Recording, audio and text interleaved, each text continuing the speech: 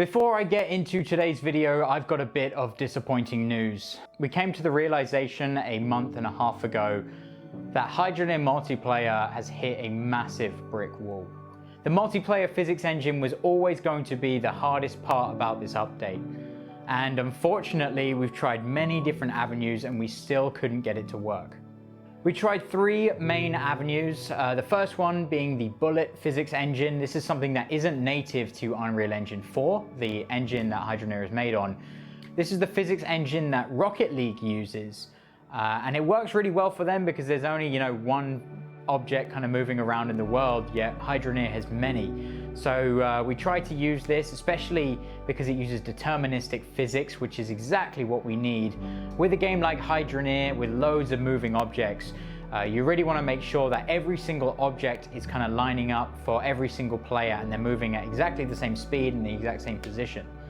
Unfortunately, we couldn't really get this one to work. It just didn't really work with Hydroneer. Another option was using Unreal Engine 5, the latest Unreal Engine version. I say latest, but it's not actually out in production, and that's kind of the reason why it didn't really work. It's got a brand new physics engine called Chaos. We tried to use that, but unfortunately, because it isn't production ready, meaning they don't really recommend that games that are out for sale and for people, they don't really recommend that you use it, and for good reason, it didn't really work. And our last attempt was to use the current Unreal Engine 4 version, and that physics engine obviously doesn't work too well, especially for a multiplayer game like ours. This is a problem that was really difficult for me to deal with. It's something that I really wanted to bring to Hydroneer, and it's something that I really wanted to get in your guys' hands to play with. So unfortunately, in its current form, we can't do Hydroneer Multiplayer. This is a year's worth of work that multiple people have put time and effort into. This is a personal investment from me. I've put in well over $100,000 into this, and unfortunately it just hit this brick wall. So I sat there trying to figure out what we can do. I came up with kind of three main things that we could do. Number one would be to cancel Hydroneer Multiplayer, which is obviously something that I definitely do not want to do. The second option would be bringing on a publisher. Now, I don't know how much you guys know about game publishers, but they tend to want to try and change the game a little bit to fit maybe a market a bit better. One thing about Hydroneer is, it kind of is just one person's vision. It's just my vision when I created it, and I think it's a really good game for that reason. I think maybe if we had a publisher on board, they'd give us, all this money to be able to hire more people, but you'd probably end up with like an inventory system in the game, which is, just something that I just don't want to do. Publishers have offered and come to me to, to get a piece of Hydroneer, and I've always just declined them because I've always wanted to be an independent developer and not work with any publishers. And the third option would be to just kind of wing it with the Unreal Engine 4 physics engine. It wouldn't really be very good, it wouldn't be very fun, and it would have lots and lots of issues. And that's just something that I just don't want to do. It's not worth ruining Hydroneer just to get something out that I said was going to come out. So I thought about it some more. I had many sleepless nights trying to figure out this massive problem. And all of a sudden, it came to me. Online split screen. Now hear me out, I know this isn't ideal and I know it's far away from the original plan of adding true multiplayer to Hydroneer, but this option does have many benefits. The way this works is it uses Steam Remote Play. It's a really good system and super easy for players to use. Essentially, the way this works is one player hosts the game and everyone joins that person's server, but instead of an actual server, they're just sharing their screen and allowing you to play on one portion of that screen. Another benefit of this is that your friends can play Hydroneer for free if one of you guys owns a copy. You can stream the game to them using Remote Play and they don't even have to purchase a copy of Hydroneer. And if that ain't a good deal, I don't know what is. Another little benefit is when you're playing with a friend, it means they can see your screen at the same time. This can be pretty useful. I know when I play a lot of games, I'm actually screen sharing to my friends on Discord anyway, so some people may find this a benefit. This means that we don't need any network replication to happen, including with the physics engine, which means that we have plenty of benefits to come with this. One of the main benefits of this is that Hydroneer will be way faster to develop. Without any multiplayer replication code, we can add in new features a lot quicker, and I've got some very big updates coming after 2.0 in the future. Another thing I should mention is that everything we've already mentioned for 2.0 is going to be coming in this 2.0 updates. Just because we're not going to be approaching multiplayer in the same way, we're still going to be bringing along all the features. Instead of having an entire programming team to deal with it, it's just going to be me doing the programming. This brings me on to my next point. We've completely downscaled the size of the programming team, which sounds like it might make updates come out slower, but it's actually the opposite of that. Because we're not using C++ anymore, we're going to be doing the majority of things in Blueprint. It means that we can work a lot quicker. Blueprint is a lot quicker to program, and I'm especially good at making Blueprint code very fast. With downscaling the size of the team as well, it means we can get a lot closer to the vision of Hydroneer. The more people we have working on a project, the more the project's main concept gets diluted. You know, these tiny little changes here and there sometimes add up to quite a big change in the end product. So, what is the plan? Well, I'm going to be working my ass off. This past month and a half that we've restarted and I've been working on the 2.0 update, I've been working about 12 hours a day. And I've been making incredible progress. So let's take a look at what I've been doing over the last month and a half. Now remember, this is only a small portion of that code. And since I'm going to be going over every aspect of the game, there's going to be some pretty bad code in Hydroneer from when I first made Hydroneer that I never replaced. Years ago, when I originally made Hydroneer, I was a lot newer to programming than I am now. So there's going to be a lot of bad code and a lot of opportunities that we can optimize the game. So I'm starting here with the 1.7 version of the game, and we're just going to cut out everything that we don't need anymore. First thing to go is this boat. We don't really want the boat anymore because we're going to be replacing the progression system in Hydroneer with something a lot better than this crappy little system. So we're going to get rid of that. Next, we're going to go remove some things from the build store. Obviously, we don't really want any of these items anymore since we got that awesome new house building system that I showed off in the last video. The old machines and tools, we're going to be replacing those so they can just get out of here. Conveyor belts, we've got a brilliant new conveyor belt system so they can all go. The next thing that's going to go is all the vehicles, because we are going to be completely remaking the vehicles in the game, so they're not going to be shooting off randomly into space anymore. The next thing we're going to be doing is cleaning up this mess. This is the parent item. That means every item in the game shares this code right here. There's quite a lot of it, and it's quite unoptimized and not really needed, so we're going to clean up all of that stuff. Well, that looks a lot better, doesn't it? There's still a few more things that we need to get rid of later, but we can kind of think about that later on when we get around to it. Let's head over to the game controller. This is the controller of the characters. Think of it kind of like the brains of the characters. And there's quite a lot of dodgy code in here. So yeah, we need to clean up a lot of this now. So I've cleaned up a lot of that controller code now. So let's give it a go and see what happens. And that wasn't meant to happen. And we can see here that digging isn't working by our handy indicator in the top left.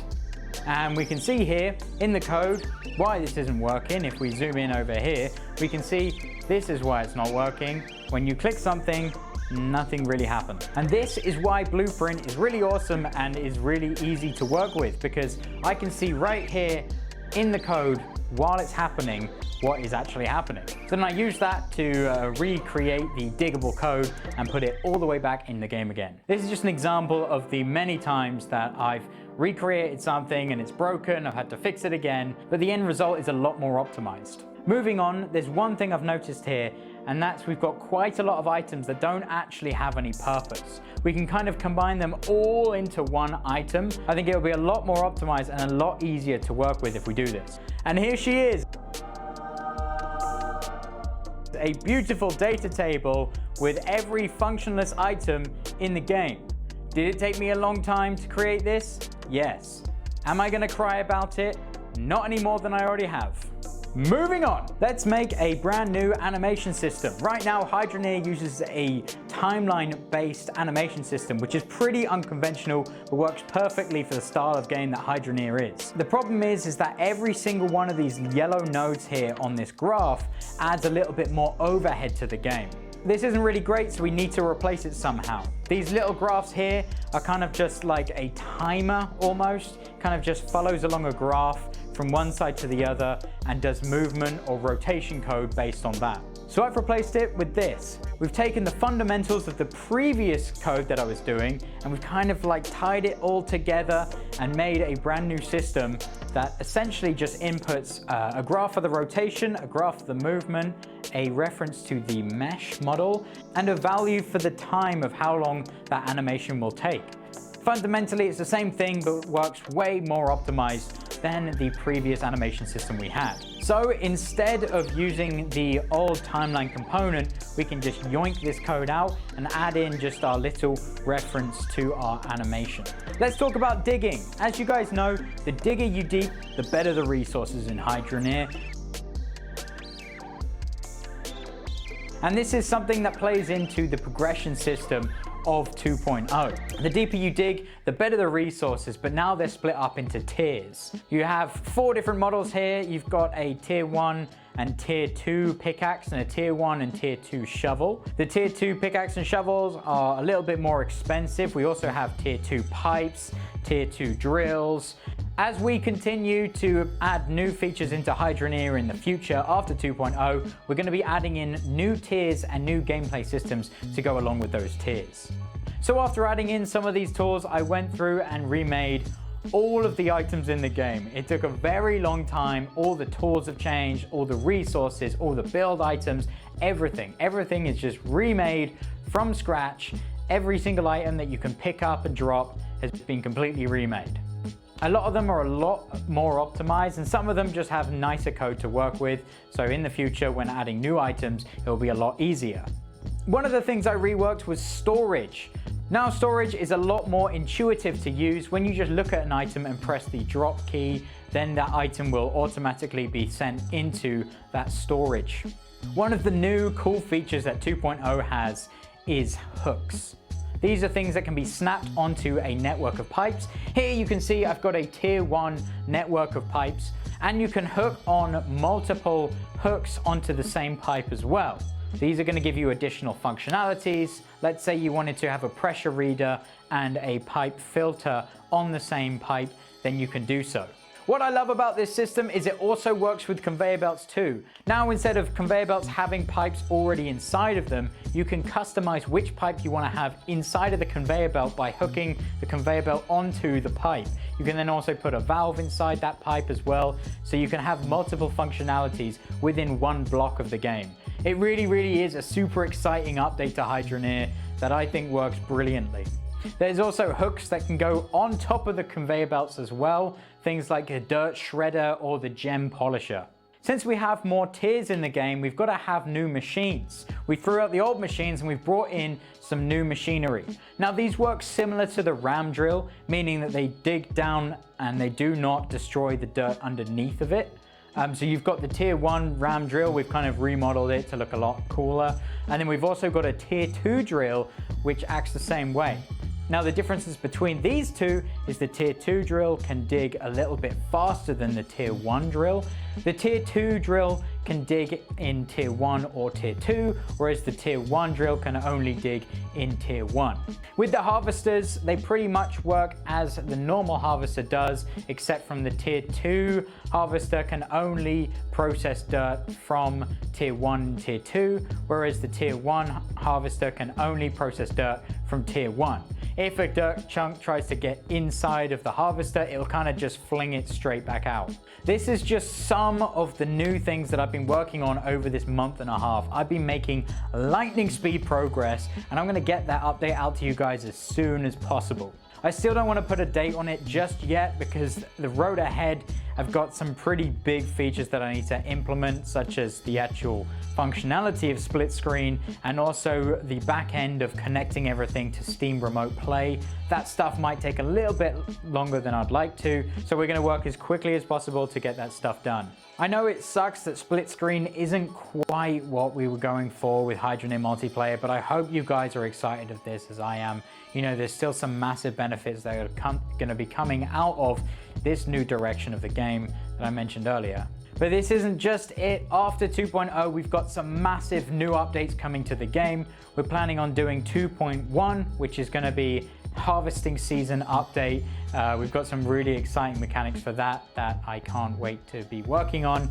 And also after that, we're going to be doing 2.2, which is going to be the tier 3 update of the game, with some really cool new mechanics that we're going to be adding in. I won't be talking about those today, but yeah, both of those updates are going to be jam-packed with some really fun stuff. After that, we're going to be still doing more and more updates on Hydroneer. You know, we really don't have an end date that we want to stop developing Hydroneer. I just want to keep the ball rolling. I'm also going to be streaming as well in the new year. I'm going to be streaming some of this code so you can come in and see and ask me how far along I'm getting, and I will tell you how far along I'm getting. You know, we can look at the to-do list on stream, and I'll be doing code. I'll be probably sorting out some of the items. I'll be maybe even making some of the new areas in the game that we still haven't really got to, like some of the new stores. So yeah, please obviously subscribe if you haven't already, so then you know when I'm going to be streaming on this YouTube channel. Thanks for watching everyone, and I will see you all next month.